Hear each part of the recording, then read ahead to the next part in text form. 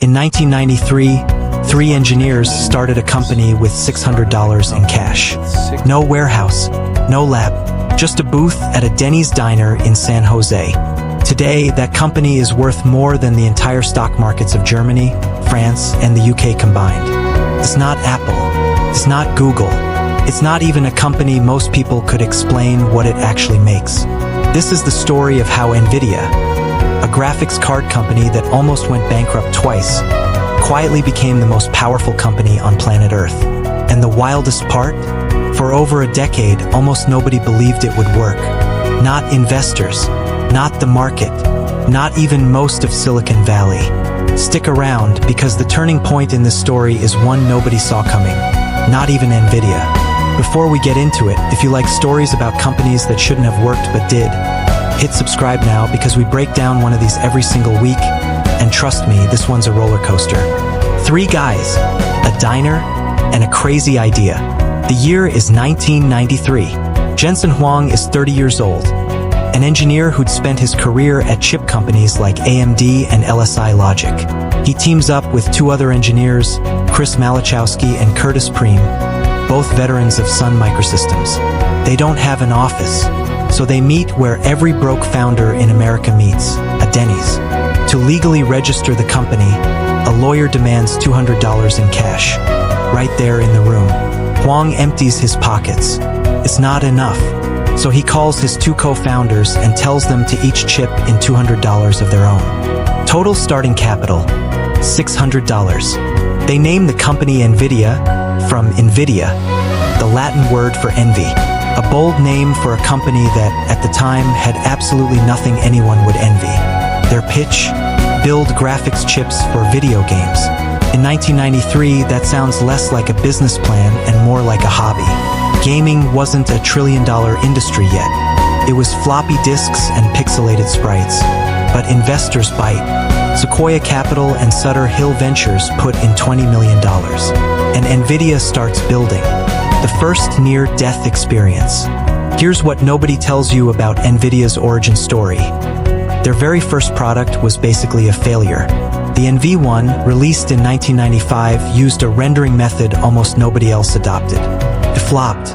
Nvidia burned through cash fast, and layoffs hit the tiny company hard. Then came the moment that should have killed them. Sega, yes, the video game company, came to Nvidia with a deal to build a chip for the Sega Saturn. But midway through, Huang realized their approach was wrong. Wrong architecture. Wrong bet. If they kept going, the chip would be obsolete before it even shipped. So Huang did something most CEOs would never dare to do with a struggling company down to a few weeks of cash left in the bank. He killed the project. On purpose. With Sega's money already spent. Sega, incredibly, still paid Nvidia the remaining $1 million on the contract, even though the chip was scrapped, just to keep the young company alive long enough to try again. That single decision, killing a paying project because it was strategically wrong, became the blueprint for how Nvidia would operate for the next 30 years. Bet big, admit fast when you're wrong, and never be married to yesterday's idea. The comeback, Riva, GeForce, and going public. In 1997, Nvidia releases the Riva 128, and this time it works. It sells over 1 million units in 4 months. 2 years later, in 1999, Nvidia does something that changes computing history. They release the GeForce 256, and they call it the world's first GPU, graphics processing unit. Nvidia didn't just make a product. They invented an entire category. That same year, Nvidia goes public. When the stock eventually crosses $100 a share, Jensen Huang celebrates the only way a leather jacket-wearing engineer knows how. He gets the Nvidia logo tattooed on his shoulder. For the next several years, Nvidia rides the PC gaming boom. GeForce cards become the gold standard for gamers. Life is good. Revenue is climbing. But Jensen Huang sees something coming that almost nobody else in the industry sees yet. The ceiling. The $500 million a year bet nobody understood. Here's where the story stops being about gaming and starts being about the future of the entire global economy. In 2006, Nvidia launches something called CUDA. In plain English, it lets Nvidia's gaming chips do calculations for things that have nothing to do with video games, science, simulations, complex math. At the time, this looks like a distraction. Wall Street doesn't care. Gamers don't care. CUDA adds cost to every chip, hurts profit margins, and for years, barely anyone outside a few research labs even uses it. And yet, from 2006 to 2017, Nvidia pours nearly $12 billion into this technology that, by all appearances, was going nowhere. Investors were furious. Some analysts openly mocked the spending. Nvidia's stock crashes during the 2008 financial crisis, and for a company already burning cash on an unproven bet, this should have been the end. Jensen Huang does not back down. He later admitted it himself. Nobody, including his own team, fully understood why they were doing this. There was just a feeling, a hunch, that someday, the ability to run massive parallel calculations would matter more than anyone could imagine.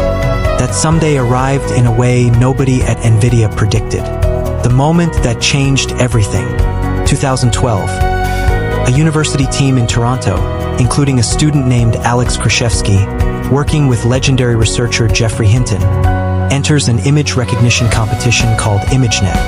Every previous entrant used traditional computer methods. Krzyzewski does something different. He trains a neural network, nicknamed AlexNet, and instead of a supercomputer, he uses two ordinary Nvidia gaming graphics cards and Nvidia's CUDA software. The result doesn't just win. It obliterates the competition. AlexNet cuts the error rate almost in half compared to the runner-up. Here's the part that should give you chills. This wasn't just a research win. It was proof that Nvidia's pointless 10-year, $500 million a year bet was, in fact, the single most important infrastructure decision in the history of artificial intelligence. Every AI breakthrough since then, from image recognition to ChatGPT, has run, in some form, on the architecture Nvidia stubbornly kept building while everyone doubted them. Jensen Huang would later say it best. People think it's an overnight success, but like most overnight successes, it took us years. Building the engine room of AI. Nvidia doesn't just sit on this discovery. Over the next decade, they go all in, building an entire ecosystem around AI computing. In 2016, they released the DGX-1, a machine built specifically for deep learning, and personally deliver one of the very first units to a small nonprofit lab you may have heard of, OpenAI. They spend billions acquiring companies like Mellanox, which lets them link thousands of chips together into one giant AI supercomputer. Because training modern AI isn't about one powerful chip, it's about tens of thousands of chips working as a single brain. By the time the rest of the world wakes up to AI, Nvidia has already spent over a decade quietly building the entire foundation underneath it. Then, in November 2022, ChatGPT launches. And suddenly, every company on Earth, from Google to Microsoft to Anthropic to 100 AI startups, needs the exact same thing. Massive amounts of Nvidia's chips to train and run these new AI models.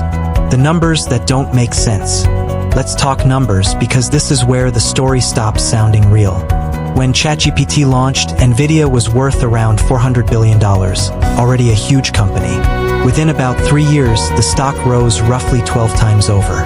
In 2024, Nvidia posts the largest single-day stock market gain in history, adding hundreds of billions of dollars in value in one session.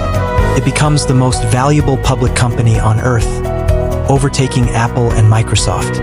By July 2025, Nvidia becomes the first public company in history to reach a $4 trillion valuation. Today, it sits above $3 trillion. A company that started with $600 in a diner is now worth more than most countries' entire economies. And here's the number that really puts it in perspective. Over 90% of all artificial intelligence training in the world today happens on Nvidia hardware. When you ask an AI chatbot a question, generate an image, or watch a company announce some breakthrough model, there is a very good chance an Nvidia chip did the heavy lifting behind the scenes. The lesson hidden in the story. Here's what makes Nvidia's story different from most overnight success tech stories you've heard. They didn't get lucky. They spent almost 2 decades making a bet that looked irrational to everyone on the outside, burning cash on a technology with no clear payoff, while their own investors questioned the strategy year after year. Jensen Huang has said it plainly. They risked everything more than once to pursue an idea most people thought was a dead end. The real takeaway isn't make GPUs. is this: the biggest wins in business and technology rarely come from chasing what's already obviously valuable. They come from quietly building the thing nobody else believes is worth building yet, and having the patience to wait 10, 15, 20 years for the world to catch up to you. Nvidia didn't predict the AI boom out of luck. They built the only bridge that could carry it, and then they waited at the other side. So next time someone tells you an idea is too early, too risky, or too far ahead of its time, remember 3 engineers in a Denny's booth with $600 between them, betting on a chip nobody thought the world would need. If this kind of story hooks you, companies that shouldn't have made it but did, subscribe, because there's another one just like this dropping next week. And let me know in the comments, what company do you think is the next Nvidia? I'll read the best ones in the next video.